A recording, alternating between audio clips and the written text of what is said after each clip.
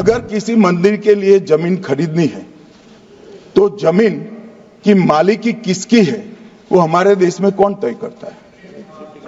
सबको मालूम है, कलेक्टर करता है सर। तो अगर वक्फ की भूमि जो वक्फ कर रहा है उसकी है या नहीं है, इसकी जांच कलेक्टर करे तो इसमें आपत्ति क्या है? आपने सिविल सूट को खत्म कर दिया था। रीट के जुडिक्शन बहुत सीमित है, हम सब जानते हैं, आप भी जानते हो, मगर आपको वोट बैंक चाहिए। ये हमारा स्पष्ट सिद्धांत है भारतीय जनता पार्टी की, मोदी सरकार का, कि वोट बैंक के लिए हम कोई कानून नहीं लाएंगे। कानून न्याय के लिए होता है। मान्यवर, ये कह रहे कलेक्टर क्यों रखा है? मुझे एक बात बताओ भाई, जो बता सकते हैं। अगर किसी मंदिर के लिए जमीन खरीदनी है तो जमीन की मालिकी किसकी है वो हमारे देश में कौन तय करता है? सबको मालूम है, कलेक्टर करता है सर। रेवेन्यू ऑफिसर वही है। तो अगर वक्फ की भूमि जो वक्फ कर रहा है उसकी है या नहीं है, इसकी जांच कलेक्टर करे तो इसमें आपत्ति क्या है? वक्फ तो दान है भाई, और दान अपनी संपत्ति का किया जा सकता है, किसी और की संपत्ति का नहीं किया जा सकता। गांव में कोई बेचारा अमेरिका गया है 4 महीने पढ़ने के लिए, घूमने के लिए, आता है तो कि वक्फ घोषित हो गया। कोई कारोबार करने के लिए दिल्ली आया, आता है तो कि वक्फ घोषित हो गया। अरे ऐसे नहीं होता भाई, कलेक्टर को पूछना पड़ेगा सरकारी संपत्ति है या नहीं है, इसकी जांच करनी चाहिए या नहीं करनी चाहिए। ढेर सारे मंदिर बनते हैं, बने भी है, बनेंगे भी। ढेर सारे चर्च बने हैं, गुरुद्वारे बने हैं, सरकारी संपत्ति पर बन सकते हैं क्या? नहीं बन सकते मान्यवर। जहां वक्फ की घोषणा होती है वो भूमि सरकारी है या नहीं है वो सत्यापित करना ही चाहिए, और कलेक्टर के अलावे इसको कोई सत्यापित नहीं। मान्यवर,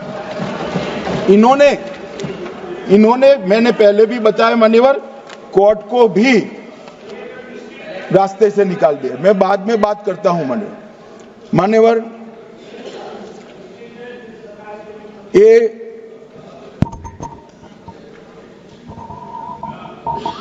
मान्यवर एक उपयोग के आधार पर वक्त की समाप्ति। मान्यवर ये कह रहे हैं कि सैकड़ों सालों से वहां प्रैक्टिस है। अब वो तो वक्फ रजिस्टर हो गया, आपने घोषित कर दिया, वक्फ में रजिस्टर भी हो गया, अब इसका सवाल नहीं है। मगर सैकड़ों साल की प्रैक्टिस, मुगलों के समय की प्रैक्टिस आज घोषित की जा सकती है क्या? अगर वहां नमाज पढ़ रहे हैं तो लोग देखते होंगे, कब्रिस्तान होगा लोग देखते होंगे, दरगाह होगी तो लोग देखते होंगे, और घोषित भी हो चुका होगा, रजिस्टर भी हो चुका होगा। अब अगर आप वक्फ घोषित करना है तो उसको ऐसे नहीं कर सकते मान्यवर, अधिकृत करना चाहिए। मान्यवर, जो दूसरा सुधार लेकर आए किरण जी, वो ही है कि धारा 36 में वक्फ संपत्तियों को बिना किसी स्पष्ट प्रक्रिया से, मालिकी की प्रक्रिया से पंजीकृत नहीं किया जा सकता।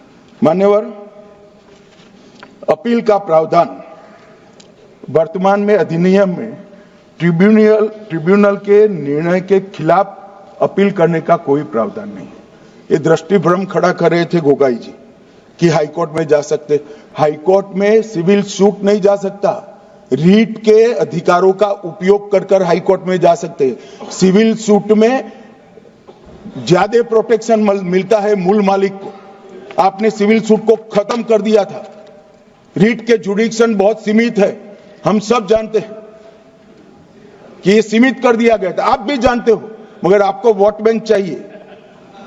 मान्यवर, ये हमारा स्पष्ट सिद्धांत है भारतीय जनता पार्टी की, मोदी सरकार का, कि वोट बैंक के लिए हम कोई कानून नहीं लाएंगे।